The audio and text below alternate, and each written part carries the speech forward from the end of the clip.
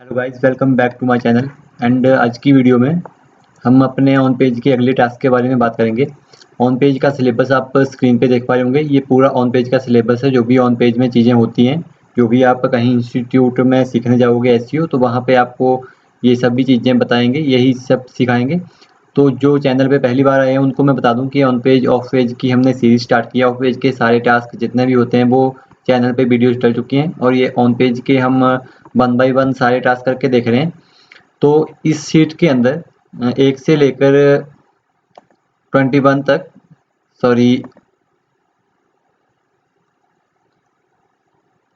21 तक हमने सारे टास्क पिछली वीडियोस में करके देख लिए कि किस तरह से हमको प्रैक्टिकली इंप्लीमेंट करने होते हैं। अब इसके बाद आ जाता है 22 नंबर पे कैनोनिकल टैग। तो जैसे ही वेबसाइट आपके पास आती है एसईओ के लिए, ये सारी चीज़ें आपको चेक करनी होती है। उनमें से एक है कैनोनिकल टैग। तो कैनोनिकल टैग होता क्या है, पहले तो आप ये समझ लीजिए। कैनोनिकल टैग ये होता है कि अगर ये डुप्लीकेट कंटेंट से बचने के लिए किसी पेज के ऊपर कैनोनिकल टैग लगाया जाता है। गूगल को बताया जाता है कि जिस पेज पे कैनोनिकल टैग लगा हुआ होगा उस पे बताया जाएगा कि ये उस पेज की मास्टर कॉपी है। मतलब जो भी बाकी डुप्लीकेट कंटेंट होंगे उनको वो क्रॉल नहीं करेगा। सिंपल भाषा में अभी आपको समझ में नहीं आ रहा होगा, अभी मैं आपको बताता हूँ ठीक से। होता ये है कि जैसे कोई भी वेबसाइट है, स्क्रीन पे आप देख पा रहे होंगे, ये सारे यूआरएल एक ही वेबसाइट के हैं। तो अगर HTTP के साथ www.example.com लिखेंगे तो तब भी यही एक वेबसाइट खुलेगी। HTTP के साथ S लगा देंगे फिर भी यही वेबसाइट खुलेगी। HTTP के साथ example.com लगाएंगे, इस तरह से लिखेंगे तब भी खुल जाएगी। example.com के आगे /index.php में वेबसाइट बनती है, तो इस तरह के यूआरएल से भी वेबसाइट ओपन हो जाती है। अब ओपन तो इन सब यूआरएल से एक ही वेबसाइट होगी, मगर हमारे लिए तो वो एक ही पेज है, एक ही उसमें कंटेंट है सब कुछ। लेकिन गूगल के लिए हर यूआरएल, हर अलग यूआरएल, मतलब हर अलग यूआरएल का, सॉरी, हर अलग यूआरएल जो होता है वो एक अलग पेज होता है।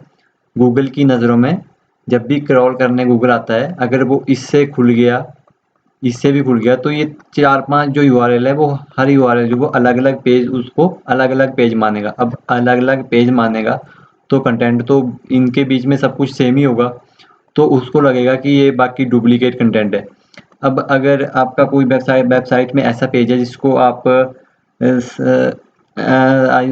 क्रॉल नहीं करवाना चाहते हैं, जैसे मान लीजिए वेबसाइट में बहुत से ऐसे पेजेस होते हैं, जैसे कई किसी वेबसाइट के पेज का, होम पेज का PDF वर्जन, प्रिंटेबल वर्जन अलग अलग होते हैं। अब कोई ऐसा पेज होगा जिसको आप क्रॉल नहीं करवाना चाहते होंगे, लेकिन गूगल ने वो क्रॉल कर लिया, तो आप उसको कैसे बताएंगे कि कौन सा ओरिजिनल कंटेंट है और कौन सा डुप्लीकेट कंटेंट है? तो उसी से बचने के लिए कैनोनिकल टैग लगाया जाता है। अब मान लो आपको HTTPS के साथ इस पेज पे कैनोनिकल टैग लगाना है कि ये इस पेज का कंटेंट जो है वो ओरिजिनल है और बाकी जो है वो इसके डुप्लीकेट है। तो आपको इस पेज पे कैनोनिकल टैग लगाना होता है। तो कैनोनिकल टैग जैसे अभी मैं आपको बताता हूँ, जैसे फ्लिपकार्ट की वेबसाइट है, Ctrl+U करेंगे आप और यहाँ पे सर्च करेंगे कैनोनिकल टैग। तो यहाँ पे आप देख पा रहे होंगे, ये देखिए कैनोनिकल, और आगे इन्होंने अपनी वेबसाइट का, इस पेज का यूआरएल दिया है कि इस पेज पे जो कंटेंट है वो ओरिजिनल कंटेंट है।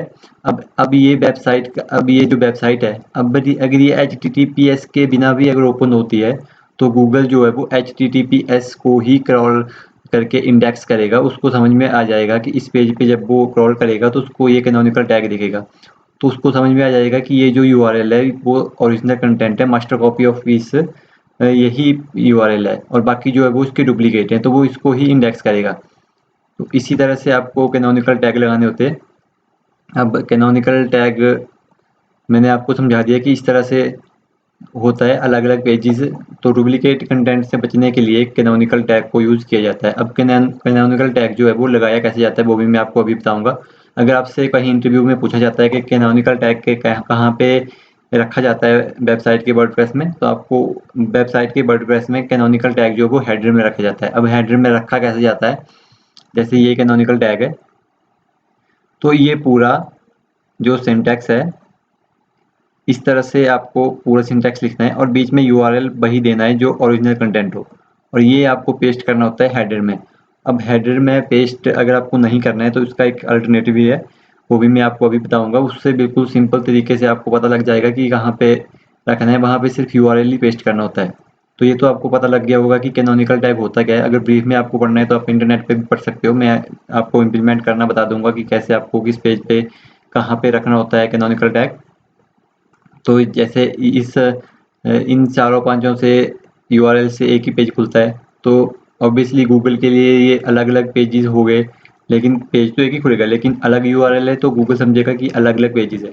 तो अब गूगल को बताने के लिए कि गूगल भाई साहब ये जो एक पेज है वो ओरिजिनल है और बाकी डुप्लीकेट है, उसको बताने के लिए कैनोनिकल टैग का यूज़ किया जाता है। अब जैसे आपको वेबसाइट के वर्डप्रेस में जाना है, वर्डप्रेस में जाने के बाद आप जाओगे पेजेस पे, पेजेस पे जाने के बाद ये सारे इसके पेजेस है। अब आपको किसी भी पेज पे कैनोनिकल टैग लगाना है, उसके एडिट पे आपको जाना है। एडिट पे जाने के बाद सबसे नीचे आप जाओगे। उससे पहले एक बात मैं आपको गाइस और बता दूं कि आपकी वेबसाइट में एसईओ प्लगइन जो है वो इंस्टॉल होना चाहिए। एसईओ प्लगइन कहाँ से इंस्टॉल होते हैं वो यहाँ पे देख पा रहे होंगे आप, प्लगइन्स, यहाँ पे इंस्टॉल प्लगइन में जाओगे, एसईओ प्लगइन आपको सर्च करना है और उसको आपने SEO plugin Yoast SEO YOAST and SEO लिखेंगे तो आपको उसको इंस्टॉल कर लेना है। उसको इंस्टॉल करने के बाद ही यहाँ पे जो ये अभी आपको एडवांस का ऑप्शन दिख रहा है, उसको बाद ही यहाँ पे आपको एडवांस का ऑप्शन दिखेगा।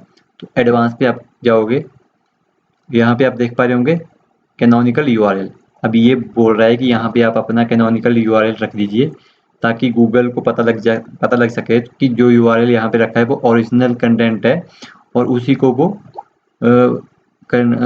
वो क्रॉल करने के बाद इंडेक्स करेगा।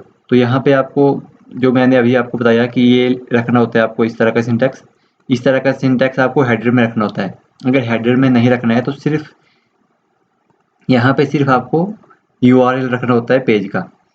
तो यहाँ पे सिर्फ URL रखेंगे और उसको अपडेट कर देंगे यहाँ से और बस आपका कैनोनिकल टैग लग गया। तो गाइस इस वीडियो में सिर्फ इतना ही। अगली वीडियो में बात करेंगे अपने अगले टास्क के बारे में। इन्फॉर्मेशन अच्छी लगी हो तो चैनल को सब्सक्राइब कीजिए और लाइक कीजिए। Okay guys, thank you.